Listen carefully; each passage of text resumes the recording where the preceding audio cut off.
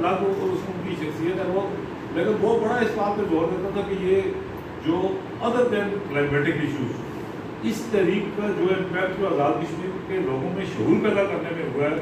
کیونکہ اس تحریک سے دریا سے ہم چلے تھے تو ہمیں اس دوران ہم نے اس سے پہلے ہم نے بھی کبھی اتنا غور نہیں کیا.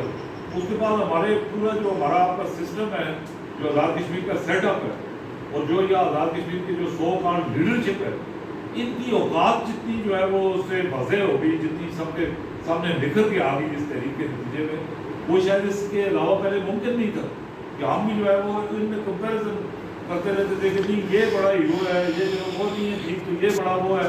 تو جو بیسک ابھی جو بات ہے کہ جو بیسک ایشوز پہ 1948 سے اس وقت تک بیسک جو ایشوز ہیں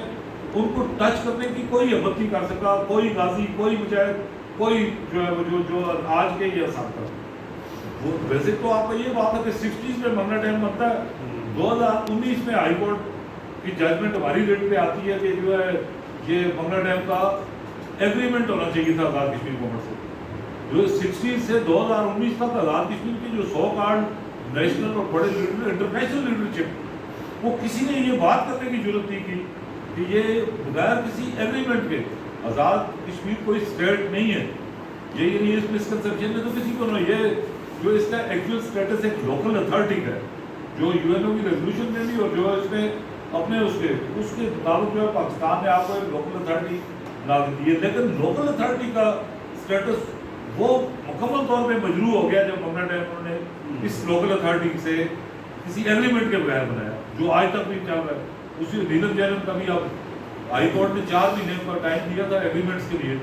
جو آج 2-2.5 سال گزرنے کے باوجود ابھی وہ نہیں ہے. اور البتہ جو ابھی شوکت واز بھی وہ جو ہماری بجلی والی وہ ہے، وہ میں نے چیف جسٹس سے ریکویسٹ کی تھی